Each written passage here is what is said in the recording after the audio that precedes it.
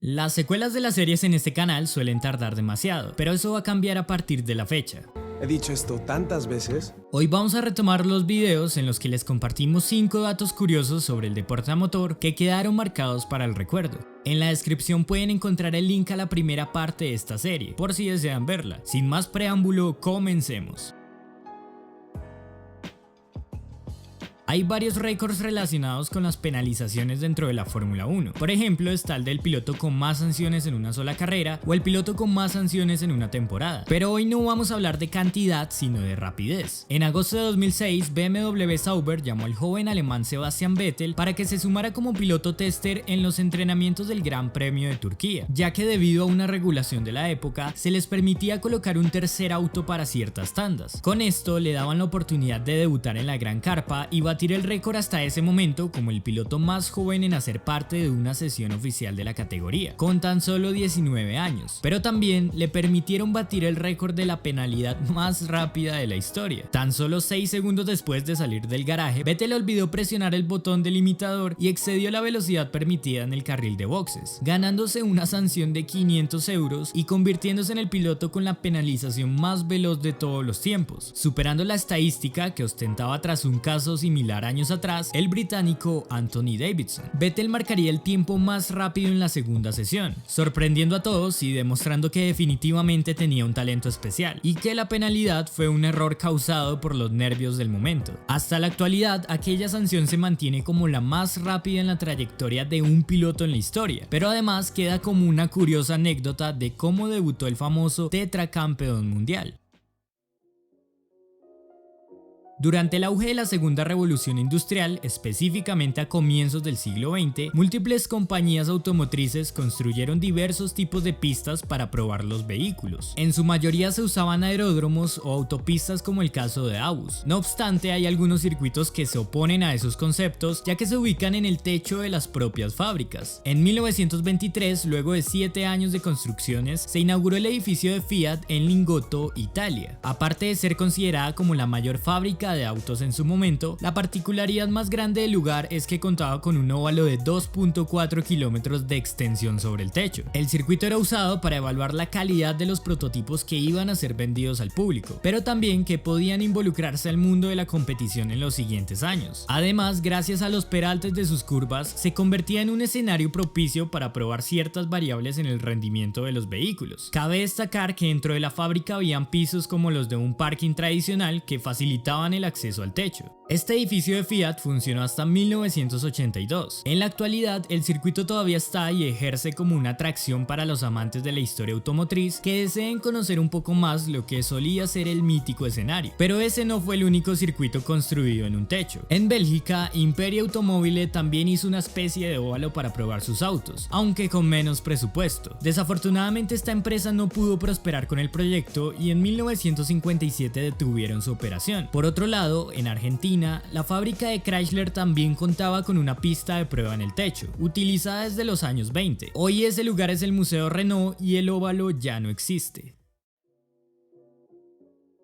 A inicios del siglo XX, las carreras empezaron a crecer en todo el mundo. La locura humana llegó a límites extremos con la aparición de los vehículos y propuso desafíos fuera de contexto. En 1908 se realizó la que hasta la fecha es la carrera más larga de la historia en el deporte a motor, un evento que duró casi 6 meses y donde 6 equipos de diferentes nacionalidades se enfrentaron al reto de llegar a París partiendo desde la ciudad de New York el 12 de febrero. Todo esto surgió debido al interés de la industria del momento de probar que los nuevos autos podían recorrer grandes distancias y explorar lugares de difícil acceso en un viaje tradicional. Además, esta prueba era sin duda alguna un reto de supervivencia para sus participantes, teniendo en cuenta que la calidad de sus medios de transporte era bastante dudosa, a tal punto que llegan a afirmar que hubiese sido más fiable hacer la carrera en caballos. La competencia tuvo más de 35.000 kilómetros de recorrido. Por obvias razones, se realizaron 3 viajes en barco para poder trasladar a las escuadras de un continente a otro. No obstante, obstante, en tierra tendrían que arreglárselas y buscar la manera de atravesar los complicados caminos en una épica aventura. Al final los ganadores fueron los americanos Montague Roberts y George Schuster, quienes arribaron a la capital francesa el 30 de julio de 1908, aunque ellos no fueron los primeros en llegar, ya que la tripulación alemana había finalizado el evento 4 días antes, pero debido a que no completaron todo el recorrido establecido, fueron penalizados con 30 días adicionales a su registro original, hecho que le daría la victoria al auto de Thomas Motor Car Company. Como dato adicional, este resultado significa a su vez la diferencia más grande entre el primer y segundo lugar en una competencia del deporte a motor. 26 días hubo entre ambos. El evento solo lo finalizaron 3 autos. El último en llegar lo hizo hacia el mes de septiembre. Sin lugar a dudas fue una prueba surrealista, típica de su época, al igual que la París-Pekín u otro tipo de carreras. Este es un dato bastante extraño, pero que decidimos poner para exponerles un poco más sobre cómo fue el inicio de la disciplina e invitarlos a que conozcan sobre la historia de lo que solían ser las primeras grandes competencias.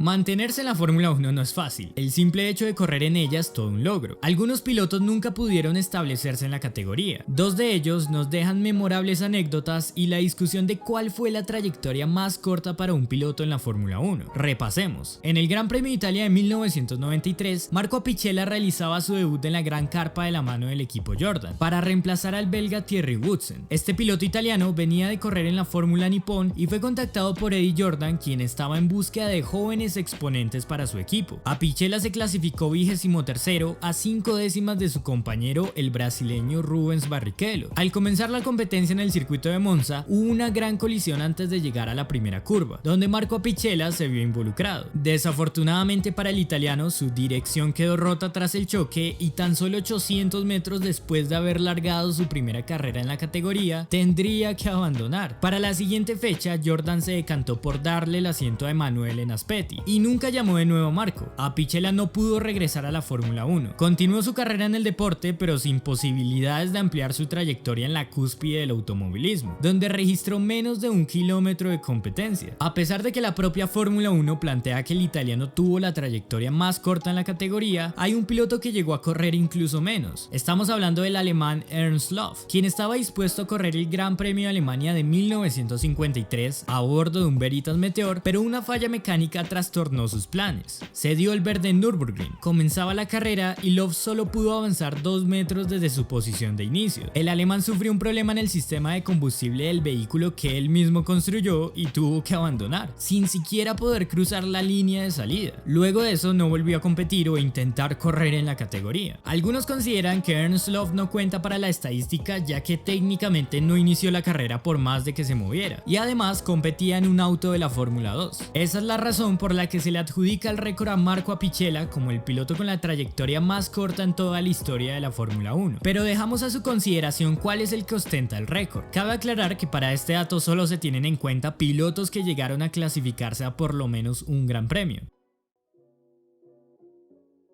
Las 24 horas de Le Mans es una de las pruebas más prestigiosas del deporte a motor. Múltiples equipos de todo el mundo se reúnen cada año para luchar por el triunfo en el mítico circuito de la Sarthe. En la actualidad, cada escuadra debe presentar 3 pilotos por auto inscrito, los cuales no pueden exceder las 4 horas consecutivas al volante y tampoco 14 horas en total de manejo. No obstante, hubo una época donde esta regla no existía y varios personajes se aventaron al desafío de hacer toda la competencia en solitario, pero solo uno lo lograría. En 1950, el británico Edward Ramsden Hall se presentó a la carrera a bordo de un Bentley modificado, con el que originalmente iba a competir 14 años atrás en ese mismo lugar. Su compatriota Tom Clark sería el segundo piloto, pero nunca se subió al vehículo y se quedó observando las 24 horas desde los boxes, ya que Eddie decidió embarcarse en la aventura de hacer toda la carrera solo, y al final lo consiguió. Hall completó la prueba sin ningún respiro adicional al que las paradas obligatorias para repostar le otorgaban. Cruzó la meta en 8ª posición con un auto que no tendría un rendimiento tan alto, teniendo en cuenta su antigüedad, pero aún así logró superar a importantes marcas como Ferrari. Con 3.200 kilómetros en total durante esa prueba, Edward Hall es el único piloto de la historia que pudo hacer las 24 horas de Le Mans en solitario. Como dato adicional, el ganador de esa edición de 1950, Louis Rossier, casi completa la misma hazaña para aquella oportunidad, ya que al final cumplió 23 horas con 15 minutos a bordo de su Talbot. Solo fue reemplazado en un pequeño stint por su hijo, así que también también podemos afirmar que Rossi es el piloto con el turno más largo de conducción en Le Mans que lograra ganar la carrera. En 1952, Pierre Levesque estuvo cerca de llevarse la competencia en solitario. Condujo más de 23 horas y estaba a punto de ganar. Iba liderando con 4 giros de diferencia sobre los Mercedes, pero desafortunadamente abandonó a pocas vueltas del final luego de errar un cambio y sobre revolucionar el motor, hecho que es atribuido por muchos como una falla humana ligada al cansancio. Y así finalizamos nuestro video de hoy. Si les gustó, no olviden dejar su like, suscribirse si no lo están y activar las notificaciones para que no se pierdan nada de nuestro contenido. Recuerden dejarnos sus sugerencias, críticas u opiniones en los comentarios. Un saludo y muchas gracias.